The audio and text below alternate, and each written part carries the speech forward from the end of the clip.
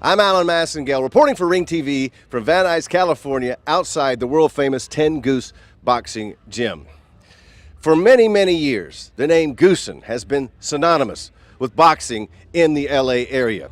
Their legacy is second to no one. However, the boxing world was shocked last fall when promoter Dan Goossen died of liver cancer at the young age of 64. It's been a few months, so we thought we'd visit with Trainer Joe Goossen to see how the family has handled the situation and what's in store for Joe Goossen, one of the world's greatest trainers who keeps on keeping on. It would not be an exaggeration to say there were millions of Dan Goossen fans, boxing fans in this world. And we wanted to take a little time to talk to you. You've had a few months for it to soak in, and it probably never will completely soak in. But how has it been for you to keep on keeping on? Because we know that's what Dan would have wanted. And from your standpoint, where do you stand now in terms of, because you're the number one name left in the legacy, whether you like it or not. So how do you feel about it a few months down the road, and where do you stand professionally in terms of letting all the disappointments and heartache go and continue doing what you're so great at doing? Number one, Dan was, he had a lot of fans. He had a lot of fans. I was his number one fan.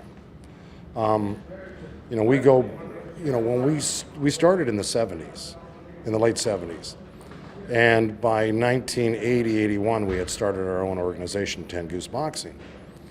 So Dan was there basically, at the very beginning, he and I together and a few of my other brothers. And, he goes all the way back to when the Rellis boys were just, 12 years old.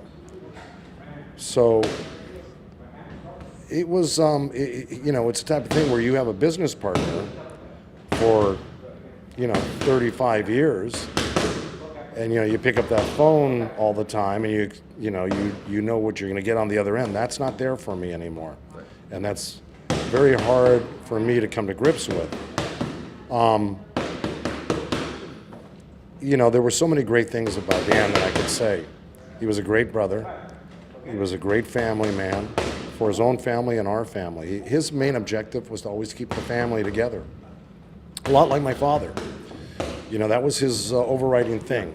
Where I might be a little bit more concerned about myself, Dan was always concerned about the whole family.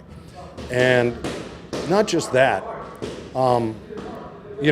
always made it fun, always had the great parties, organized the dinners, always first class. That's on the kind of the personal side of the boxing thing. On the business end of the boxing, here's a guy that basically did not have some great college education. He was a high school graduate, but innately a genius, really, with numbers. And he had negotiating skills. I'll just tell a quick story.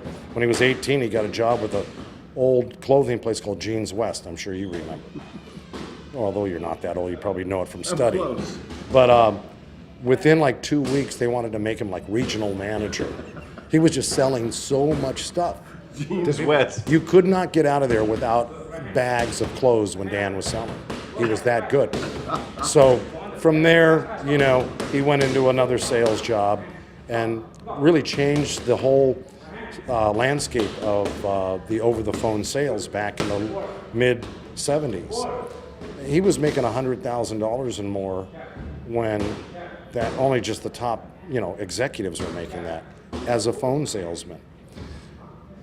Took all of that knowledge, all of the rejection, all of the tactics that you use, and he employed that and brought that to the table with him as a boxing guy. Once he learned the boxing ropes, with his innate salesmanship and quick thinking, he was very clever with numbers and putting deals together. He used to leave me in the dust. I had a hard time understanding him. So seriously, I had a hard time understanding when he would explain certain things to me because they got a little too much in the weeds for me. But that being said, I had so much confidence in him as a promoter that even when I would say, Dan, I need this particular fight, and I need it not a 10 round, I need those 2 extra rounds for a particular fight because I think it'll go 10, but it won't go 12. He made stuff like that happen, even though not everybody else was on board on the opposing end. he always came out on top, which was an amazing thing to me. So that's how much confidence I had. Even when Dan would try to, downplay it to me, look, I don't know, this is gonna be tough, whenever he said that, I knew he had it in the bag. Keeping Goossen Boxing alive, I know the family is going to do it, and do it in a big way, we hope. But in the meantime, what does that leave you in terms of not having, having Dan Goossen? It's not just saying your brother. I'm talking about one of the greatest promoters of all time. That's got to be tough. Well, that is. I hate to include business, as a thing with my brother about why I feel bad about the whole thing. Obviously, being my brother, and I loved him dearly, and I miss him dearly. That whole connection, that easy access to a promoter, to the matchmaker, to all of that, I'm never going to find that again. Although, I have to tell you, a very good friend of my brother's, Al Heyman, we were very close, I believe,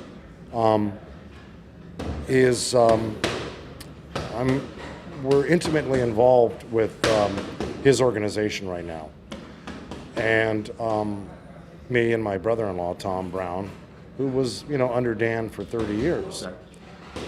So Al has been a real, all I can say, he's been great. He's been great to our family. He was great to my brother, and he's great to us now. And Al Heyman is really, he's the next big thing in boxing, if not already. Dan said something to me, maybe a year ago, that he never said stuff like this. He goes, Al Heyman is the smartest guy I've ever met. He said he's the best boxing man I've ever met. And I was kind of shocked for Dan to say that, because, it's like world champions. They don't think anybody's better than them. And, great promoters think the same thing, that they're the best. But he had that to say about Al, and it kind of caught me off guard. Because like I said, he threw compliments around like manhole covers. I know, trust me. I know you know. But that being said, so I'm very thankful for Al Heyman right now, because he was a family man himself, and he's a very good man, and he's got a conscience and a heart, and that reflects on how he takes care of his fighters. And I just believe that next to Dan, Al Heyman's going to be a great guy to work with in the future, because again, they shared a lot of same qualities together, and I'm very thankful for that. I think it's a message fights fans need to hear. Your brother, through you, talking about Al Heyman, because people are awfully suspicious when they see someone as a huge power broker like he has become. Not overnight, by the way. Not overnight. So, I think that's an important message. And the other message, as we wind this down, Joe, is that you're roughly about the same age as me, and we've been through a few wars in both our careers. 42. Yeah, 42. And I have no doubt that, like you always have been on many different levels, but you'll be an inspiration for people, because it's such a blow, a body blow, like you've suffered. But I have no doubt that you will continue being who you are, doing it your way. When the fighter comes to the door, they know what they're getting into. And I think that this is what I've seen, a rejuvenation in you through all the ups and downs. And we all have downs, and we say, screw it, I quit. I can't do this anymore. But I think I see a healthy Joe Goossen that's going to be an inspiration for everybody. And I want to know how you feel about that, because I see how hard you continue to work. You've worked all your life like this, but it's just the way it is. But, like my dad said, if you find something you love and stick with it, it won't be work. And he was right again. This has not been work for me, albeit it is work. But if you find something you really love and enjoy, and wake up in the morning and really want to go there too, I love it. If I don't come to the gym, I don't feel right. That being said, just to backtrack on Dan real quick about moving forward with the whole thing. Dan never let up on business. He was a purebred businessman. When he was in the hospital, I'm talking, we were just days away from the final moments. Dan had one thing that he really was adamant on with me. I mean, he you know, I mean, all the things he could have said, you know, he said, make sure Vanes wins that fight Saturday night. You know, now if I was in And for the record, Vanes did win the fight. Vanes did win that fight, and it was an emotional night for Vanes, myself. Joe Goossen has always done things his way. That's the only way he knows. But he has somehow managed to at one time have some of the greatest fighters in the world in his circle. Michael Nunn, Terry Norris, Diego Corrales, the Reyes brothers, Gabe and Rafael. And now he's got John Molina on the brink of something special if they can pull it off. He also has Vanes Martirosyan looking for a title shot in 2015. Joe Goossen is a credit to boxing, and we wish him the best, and we know he'll work as hard as he can to achieve as much as he can for his fighters. From Van Nuys, California, I'm Alan Massengale for Ring TV.